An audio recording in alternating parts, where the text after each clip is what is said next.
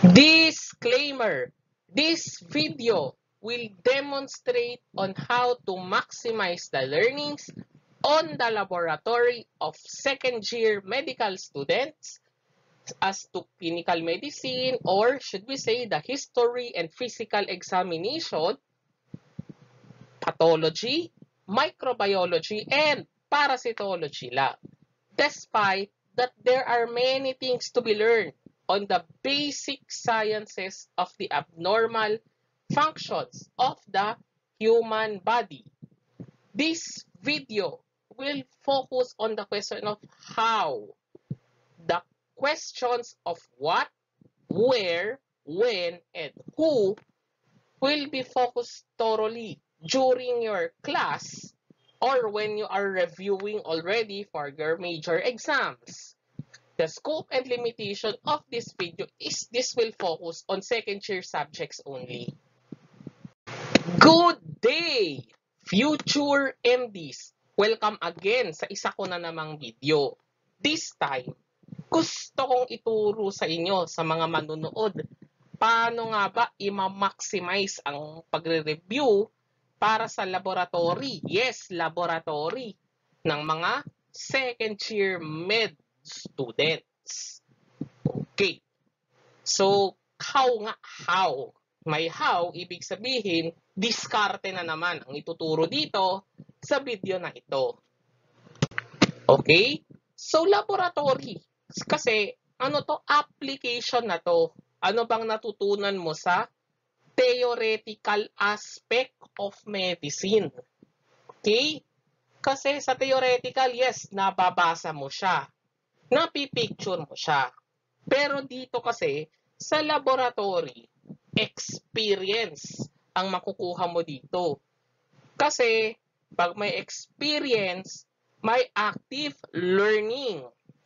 Ayan, nakikita niyo dyan sa picture na inano ko sila. Kasi they are interrelated to each other. Kailangan mo malaman ng theoretical para ma-apply mo siya. Ngayon, kung para maintindihan mo ano nga bang ina-apply mo, kailangan mo ng theoretical. Kaya nga, kahit laboratory, huwag babaliwalain. Okay. Kasi tignan nyo tong video na to. Okay, yung mga theoretical kasi, tignan nyo. Read, titingin ka sa mga diagram or display. O kaya 20% lang, makikinig ka ng lecture. Pero tignan nyo kung asan siya.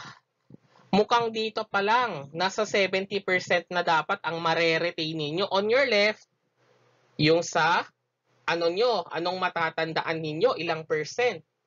Dito sa pyramid, mula sa apex, or apex, should I say pala, yung pinaka-lowest form na mababasa ninyo, hanggang sa highest form na ma-attain ninyo, yung learning ninyo. Ayan. So again, dapat 90%. Yan ang goal natin sa inyo. Okay. Kahit pagsulat-sulat lang ng manual, huwag din babaliwala. Ay, tignan nyo kasi nagsusulat kayo. They say or write 70%. Pero ideally, ang pagkumpleto ng worksheet or manual, dapat sa libro. Okay? Wala akong intention magpakinig dito ha. Disclaimer. Pero sa libro, kinukuha dapat or nagre-research sa mga medical textbook, hindi sa kaklase. Kasi passive learning yun. Wala kang natutunan doon. Hindi tulad doon kasi kailangan mo to para pagdating mo sa mga higher years mo at lalo na sa board exam, magagamit mo siya. Okay? So again, ang ano kasi dito, involved dito, you have the 5 senses lagi. You have the sight, you have the hearing, you have the smell, the taste, and the touch. Ito kasi yung involved lagi dito sa ano natin, except siguro yung taste. Pero pwede natin i-convert yung taste sa lips. Mamaya i-discuss ko bakit lips o bakit mouth na lang, sabi natin mouth. Okay? Mouth. Hindi taste kasi hindi ka naman gagamit ng taste Okay, pero maliban na lang siguro kung gusto mo maging occupational toxicologist or sa EMED, o sige, pwede natin gamitin ang TICS. Pero hindi yon ginagamit na kahit sino. Remember, take note, poisonous materials yun. Wag. Okay, joke lang.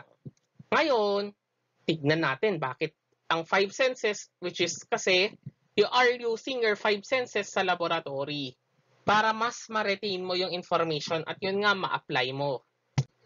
Ayan, tingnan nyo. Knowledge, yung theoretical, background. And then, pag ina-apply mo na, dyan na papasok yung experience na tinatawag.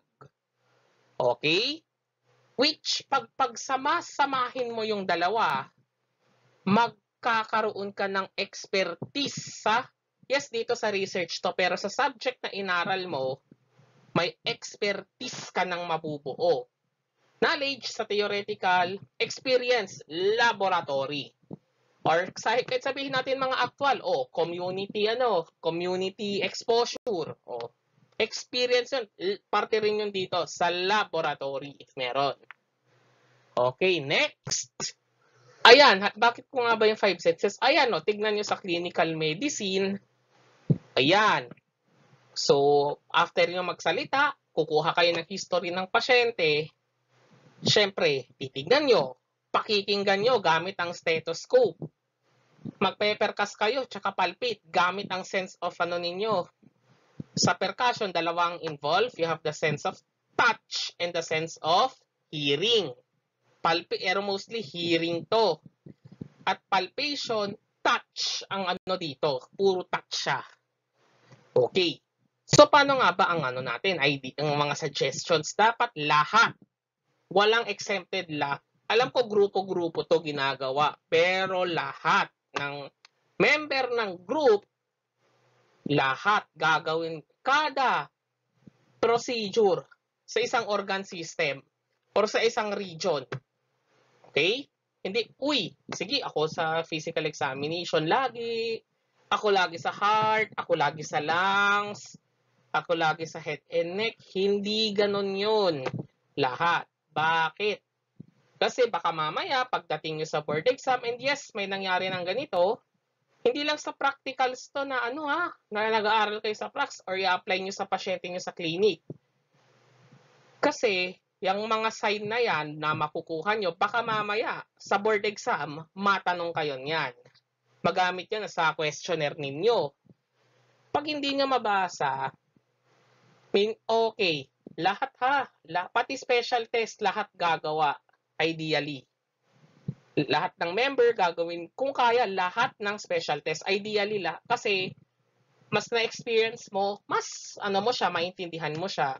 And then take note, lahat ng okay, pero ang maganda dito kasi on a rotating basis. Kung di naman kaya sa isang araw, kaya nga meron maraming ward. Rotating basis kasi ginagawa ito. Pag okay, example, di mo maintindihan o hindi ka nakakuha ng turn mo dun, edi okay, manood ka ng video. Kasi kahit sa videos, sige, at least may background pa para pag ikaw na yung susunod, alam ko na anong gagawin ko dito, mas naintindihan ko. Pero bago pala sa video, basahin muna or pwedeng vice versa, sige. At babasahin nyo sa libro ng clinical medicine.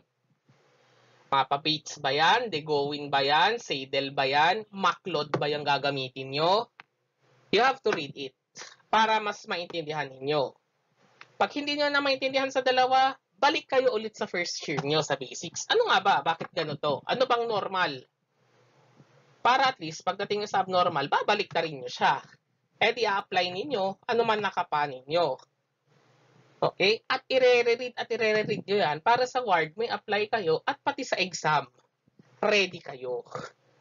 Ayan. So, yan nga ang sinasabi ko. Magbabasa ka. Tapos, watch the physical examination sa video. Apply mo yung active learning. Again, active learning na naman. Diba? O kaya pwede ka magsulat-sulat pag pinapanood mo yung video. Okay? Kasi, at saka isa pa, bakit ko sinasabi lahat? Yes. Kasi, hindi lahat ng hindi lahat matuturo din ng libro, though yes, yung mga libro maganda. At lalo na, samplex. Hindi ka matuturuan ng samplex ng mga diskarte.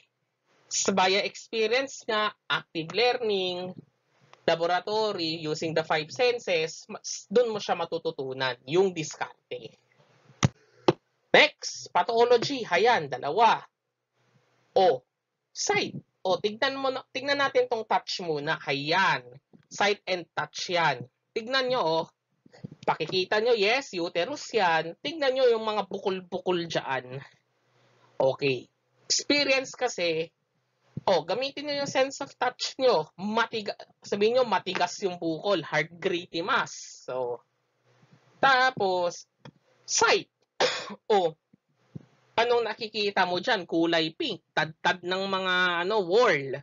Yan puro tad-tad ng mga smooth muscle. Pag di mo maintindihan yung smooth muscle again, you can go back to your natin sa microanatomy para mas mag-guide ka sa normal nito pwede man sa muscle or dun sa uterus mo. Ano nga bang normal na itsura ng uterus? O kaya physiology. Ano nga bang nagko-cause dito? Bakit may ganyan? Go back to the physiology. Para ma-apply mo, bakit ka ba nakaganyan yan? Okay? And then next naman, parasitology. Ayan. Sight. Tignan nyo yung sight. Ayan tumitingin ka sa microscope. Ano nga bang itsura ng mga bakterya? Okay? O kaya sight. Titignan mo kasi.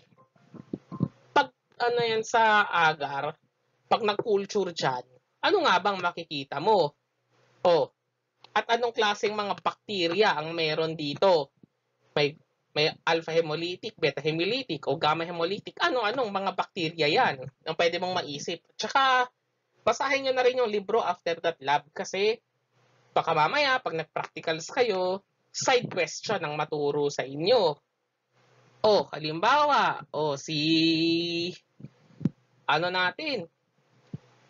si Streptococcus pyogenes, for example, kaya bigyan kayo, example, pharyngitis. Bigyan kayo ng kaso ng pharyngitis.